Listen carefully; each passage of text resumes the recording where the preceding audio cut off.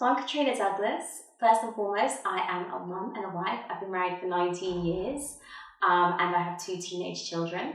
Business-wise, I run a business called The Launch Strategist, and essentially we help corporate leaders launch to the next level of growth.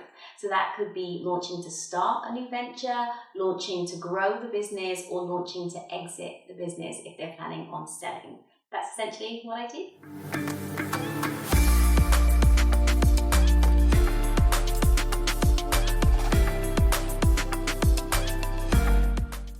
Cool. So Katrina, I guess we've known each other for maybe a year or two, I think. Yeah, probably a bit more. But when did we meet actually? I think it would have been, is it Hustle and Heels? Was it 2 No, years? do you know what? I think when we met was I had commented on a post and you had asked me to come to the focus group. So maybe that was about a year or so. Cool. Yeah.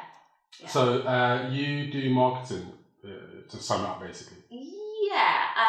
I help businesses launch ventures. Right. Yeah. So that's marketing is a bit of it, but it's more holistic. Okay. So yeah, my background is marketing, but I'm trying to move away from pure marketing. So right. Yeah. Is that because you don't enjoy it, or? No, I love it, and it's still core to what I do, but I think it doesn't fully encapsulate the scope of the work. Right. Okay. So like we touch on marketing is core, but then we have what we call 6 Ps. So it will be like working with management, leadership teams, looking at profit forecasting. So it's a little bit more holistic, looking at business as a whole. But yeah, so just helping organizations launch new ventures. Okay, cool. I guess if we start from the very beginning, let's talk about Katrina as a child. Yeah. So what was your childhood like? What was my childhood like? I was an only child until I was 18. Right. My parents were very, very protective. What was it like? I mean, were they strict? Were they? They were, no. I had 2 rules: do well at school and have manners and respect. Okay. As long as I abided by that, I had free reign. Right. So probably spoiled me a little bit too much because I was the only one. Yeah. I was always very, very introvert. So I was very close to cousins and family, but it would always be, okay, come a certain time, I need you to leave. I need to read. I've always been obsessed with books. Always been obsessed with books, loved puzzles, always loved my own company. Okay. So quite an antisocial child, but a very happy child. Okay. So how would you describe the Katrina now to when you were a child? Right, okay. A lot more confident, a lot more social. I'm still introvert, but I enjoy people more. Okay. I really enjoy people more. A lot more outgoing. But I think the biggest thing is the confidence, because I think I probably came into my own maybe about 30 until I really felt like. Right.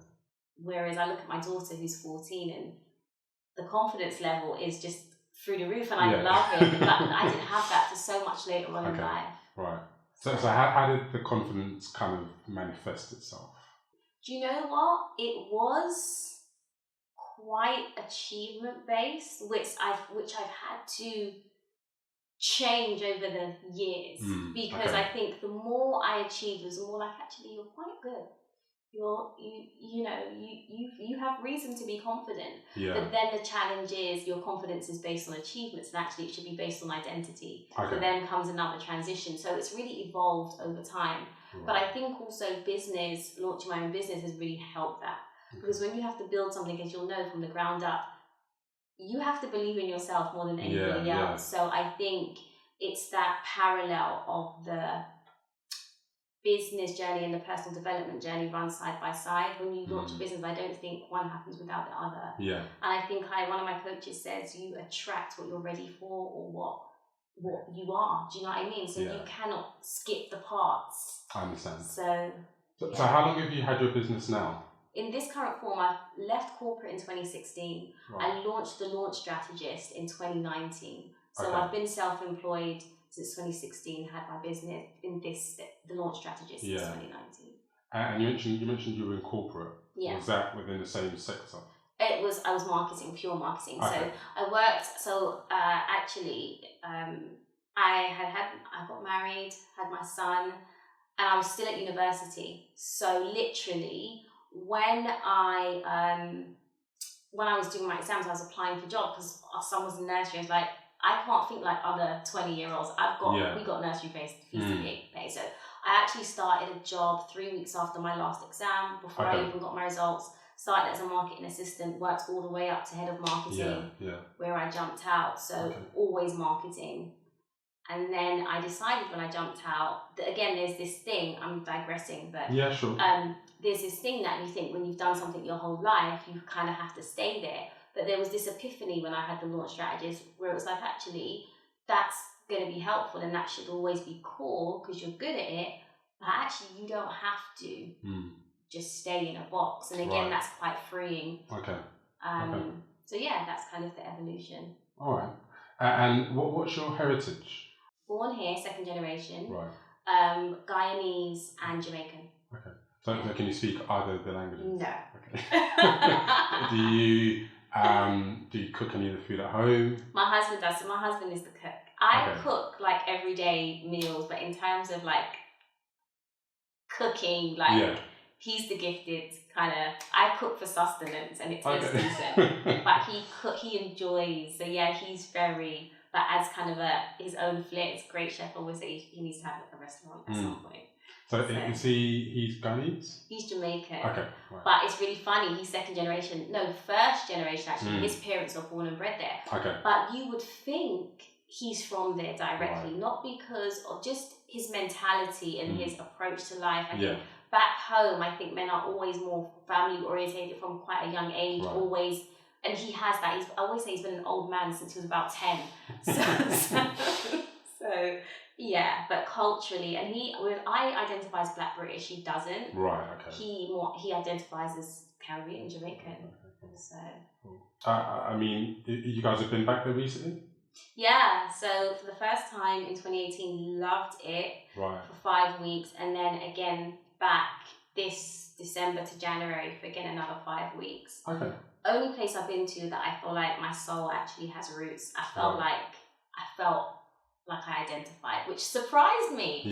Surprised me how much I loved it, how much it felt like home, how much I felt like these are my people. Right. Okay. Awesome. Yeah. And the thing about like your career for a sec. Yeah. What does the term? Because obviously you're very successful in your own right, but what does the term making it look like according to Katrina? Making it look like it's changed over time. Now, funnily enough, it's less about career. Okay. It's more about family, more about marriage, more about the holistic. If you turn over any side of my book, my life, what does that look like? And actually, more importantly, is the stuff that you don't see.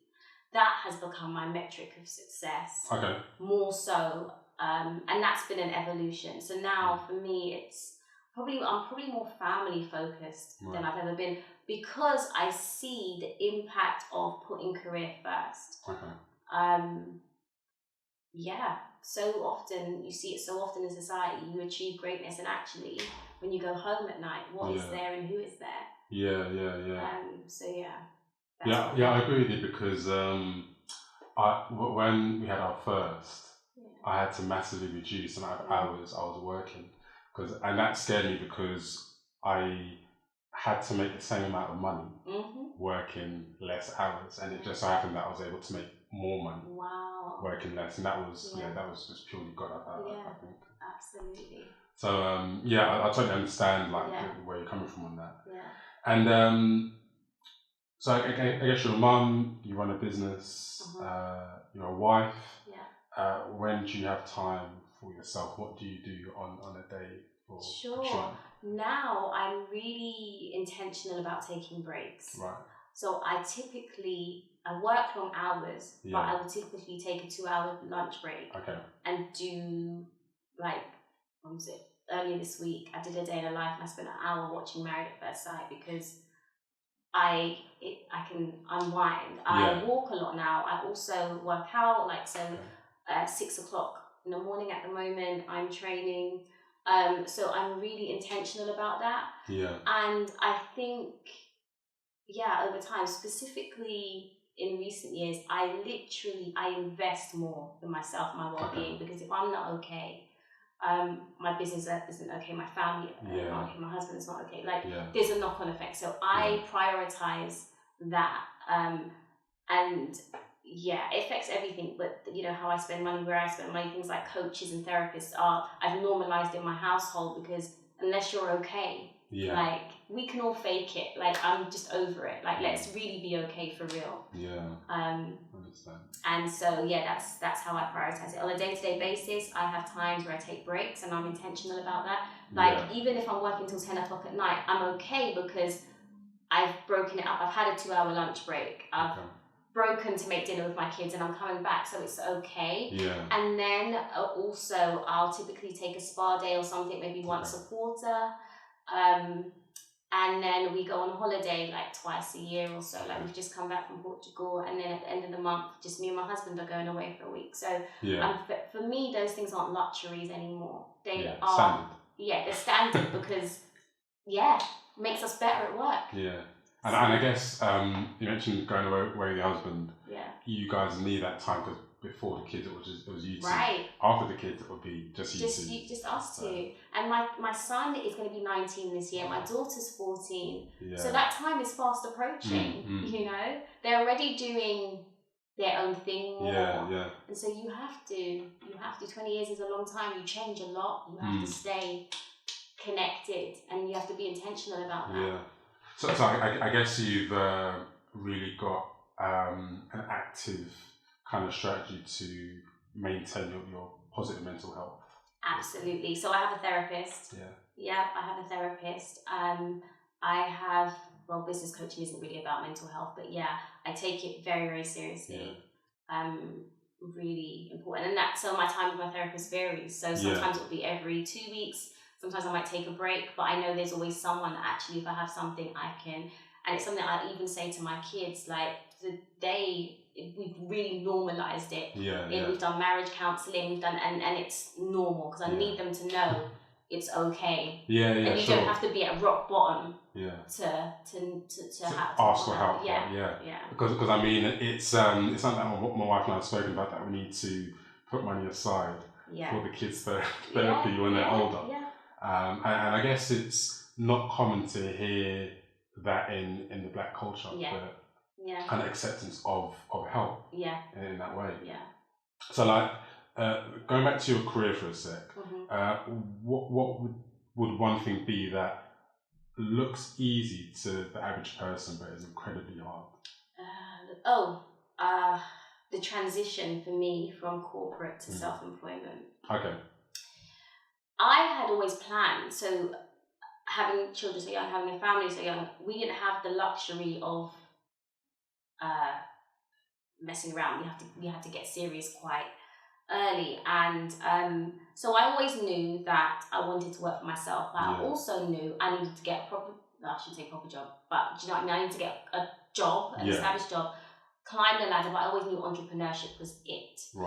So I had planned for entrepreneurship. So in my head, I thought I would be able to leave the corporate world and it would just be cool, and the transition would be smooth, and I could apply the skills that I'd learned, and that would just be fine. And it really wasn't.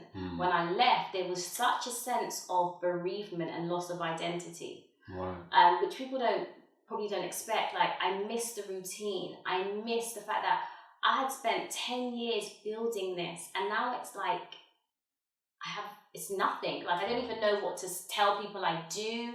And then there was the money aspect. I literally, my last contract, I did full-time, and because this transition was so hard, I went and got a contract, which was horrendous. But anyway, the contract was 90k a year, and then I literally dropped to like 9k a year. And so what that does to you in terms of, wow, I had this title, I had money, and now I earn £9,000 a year, and I say I have a business, and I say that I'm an entrepreneur, and it's like, really, who are you in this space? And that's where you really have to be thinking about, well, you were never your job anyway. Who are you actually? You know? And so I felt like I had spent all that time plugging, and I get here, and now I have to start from ground zero.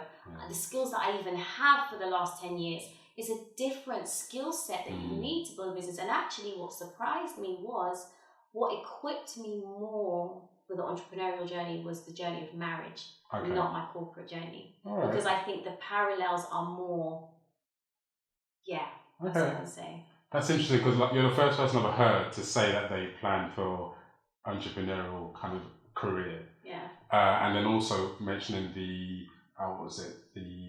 juxtaposition to marriage. Because I think being married is harder than running a business. Do you? I think they're in some ways, but maybe. But it is. But it's the closest thing. I think. You're right. It is harder, but it's the closest thing. Corporate is a breeze in comparison. An utter breeze. Yeah. So. When you were talking about the transition between leaving corporate to being an entrepreneur, that to me, that is like leaving university and then stepping into the wide world. Right. So. Yeah. So. That's really interesting. Yeah. So Katrina, like you talk a lot about your husband, and you sound like you have a really great marriage, and great in the sense of there's a lot of communication, and because you've been together for so long, that as a married person myself, I know that's not easy. Yeah. So what does your husband do? He's a web developer. Okay. So he works for the Times Group. Wow. He's a senior front end developer, and he contracts for corporates. Okay. That's what he does. And you mentioned off camera about going away and how that has a toll. Would you mind just going over that again? Yeah, sure. So I used to travel a lot for business. And business travel, like I said, is one of those things that sounds great, sounds glitz and glamorous, and there's parts of it that are. You have all expenses paid, you always get to travel on a good airline, you stay in great places, great experiences, but at the end of the day, it took a toll. It took a toll, because if you're always away, there's inevitably your relationship, your marriage will have a knock-on effect. And for me, that was the case. So for me, I reached a point where it's like, actually, if I am going to travel, I only want to travel with my family, with my husband, and actually I probably don't want to travel anymore. I'm kind of over this. I've done it, got it out of my system. I don't need to do this anymore. Okay. All right. So, And like, I know it's quite a cliche term, but naturally when there's a strong, successful man, there is a equally supportive and strong, successful woman. So like, the role of a wife, firstly, do you think you can teach someone how to be a good wife? Yeah. Okay. Because I started out, in hindsight, I've had to learn how to be a good wife. Because the idea of what a good wife is in theory is very different to the reality. And also, wives, it's not one size fits all. Yeah. What your husband needs is different to what my husband needs. So part of being a good wife is learning your husband and understanding what he needs. And in the context of marriage, as you change, as you grow, as you evolve, and your partner needs different things at different life stages, and it's about being intuitive enough, being connected enough. So I think you can learn, and you should learn, and you should evolve. And I think you should never allow your definition of a wife, and what you should be as a wife, to be determined by society or anybody else, because marriages are like people. They're very different, they're very unique, they're very nuanced. So yes, you can learn, but you should be learning from your experience, learning from what your husband needs primarily, not from this kind of textbook of what a wife should be. Yeah. Because I mean, as a guy, I've heard a lot of things online from people that they're not actually married, and it's a load of nonsense. Yeah. So what Charlotte and I do, very seldom will we seek advice from other people. And if we ever do, it will be probably from like the guy that did our wedding. So we always try and sort things out between ourselves. Absolutely. First. It's so important. So and there's no pressure for me as a man because like when we first got married, right, my wife earned, I think, 10 times more than I did. And for most guys, they would have it. Yeah. And even though it's changed, I had to it was quite humbling for me to accept that, my wife earns more than me. Yeah. And so there was a season where she kind of took the lead, which, I was fine because I knew it was going to be a short-term thing. Yeah. But also what I'd say about that is something I had to learn as well. A man's position, for me, I'm quite traditional. So a man's position doesn't change based on earnings. Yeah. Right? So he still is who he is, regardless. Yeah. And for me, he still has the rank. And I know a lot of people will kind of challenge that. You know, we're in a quite feminist age, but he still holds the position that he holds, regardless. And so for me, my thinking has changed. I've gone from this, when I first started out, being this kind of independent, have your own money, to really... it's changed, I've evolved, even things like joint bank accounts and stuff. It's like, it's a real evolution. Certainly. It's a real evolution. Yeah, I mean, your stance is really admirable. Yeah. So, like, in terms of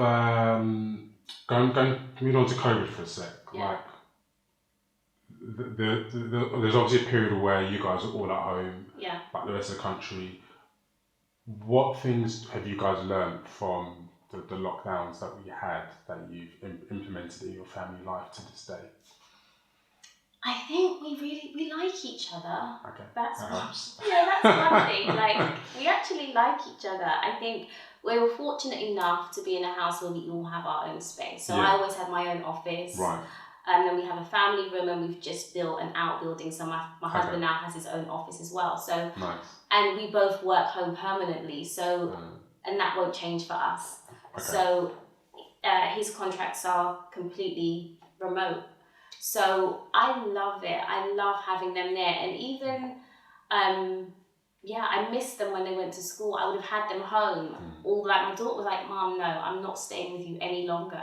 But I would have had them home. I like them, even though them being there. Even if my door is closed, I like to hear them. I like to know they're next door. Yeah. I like to bump into my husband in the kitchen. Do you know what I mean? But we're quite disciplined. It's like we both get dressed for work and we go to our respective office. It's like you wouldn't really know that we don't. Do you know what I mean? So we're quite disciplined in that regard, and so we love it. COVID was great. It really bonded our family. So a lot of those things we've kept. Okay. So I always hate to say that COVID was great because actually, do you know what I mean? Yeah. So like, in terms of your career, like when you were, I'd say, on the come up, because you're really successful now, was there anyone that you looked at that you thought they're in a position that I want to be? I never have really done that. Right. I never have really done that. I've always measured success on my own terms. Okay. So I've never done that. I mean, there's always people that I respect, I admire, but there was never anyone that I looked at and thought, you're the benchmark. Okay. Yeah. So I don't like being told what to do at all. Yeah. And I sometimes find that difficult within marriage as well. Yeah. Like, my wife asked me to do something, but because of the way I received it, I kind of get defensive. Yeah. So when I've kind of worked Queen or Kanye West or wherever, and I've been asked to do something, it's all about how I received it. Right. And I'll kind of get a bit defensive, and I'll be like, "Oh, this is the reason why I need to go out to work for myself." Yeah. Would you say that there is any kind of issue with authority in a professional kind of? To a degree. Right. So I like structure and I like order and I like hierarchy to a degree. Okay. And so if I don't have a problem with authority per se, but within parameters that I have set. So for example, in my job, I'm okay with having a boss, but you don't get to decide my trajectory. Right. So for example, I remember when, first proper marketing job. Someone got the marketing manager, and I thought that actually I've been here longer. I should have gotten the job, right? Yeah. So for me, that's when I started to revolt, not outwardly, but I was like, actually, you don't get to decide. You don't get to hold me here. So I'll tell you what I'm going to do. I'm going to pay for my own qualifications to get chartered. Then I'm going to leave here. And it turned out that I think I did leave, and I ended up getting a 20k pay rise in my next career jump, because it was that rebellious part of me. I get to decide what rank you hold in my life. You don't get to decide that. But if I've decided that and you're now my boss, I'm okay with that. But the minute I feel that you are crossing a line that I haven't given you authority to cross, then we have a problem. But in a work situation, I'm fine. Also, in marriage, it was problematic as well, because I am a natural leader. Yeah. So submission was a problem for me. Yeah. I know a lot of women have a problem with that word. I don't, because I think there's protection in it. There's so much value in it. But it's been a journey. It's been a journey, and it's really funny because I think when people see me in a professional perspective, it seems almost like a contradiction that I would be a submissive wife. Yeah. I've actually worked to be. Like, I've had to work to be, not there yet, but it's just beautiful. Like, I see the value and the benefit of it. And you can be all of this and still be wife and I think for me it's a safe place, because I know that when I'm at work, I'm a leader, I'm the boss, I call the shots. Yeah. But it's so nice to go home and be like, I don't have to do the hard stuff. I just get to reap the benefits. And I think that's the part of submission that I think people don't see. Like, it's beautiful. Like, it works for me. It's my safe space. And as providing that you don't have someone that is overly controlling and overbearing, it's mutual respect. Yeah, and, sure. You know, so that's it. So like, who would you say is around you, and this is specifically someone that you know, that really inspires you? Yeah, actually, I think my pastor and his wife, actually. All right. Might be an unexpected one. I just think they have such a beautiful marriage. They have so much fun. They're just happy. Okay. Like, they're just happy. Yeah. You know what I mean? It's like, I think it's just, I admire just really authentic people that just are just who they are unashamedly, and they just have joy, and they're just like, for me it's always about character. It's always about those things. I'm not impressed by career success. I'm not impressed by money. Like, I want to earn a lot of it, but it doesn't impress me. Yeah. Those things don't, move me. Were you brought up as a Christian? No, that's another story. I wasn't. My gran was Church of England, but my family are not Christians. Right. From a very young age, I just thought to myself, I remember always thinking, you can't just be born, get married and die. Like, it was baffling to me. Okay. Like, I couldn't make sense of it.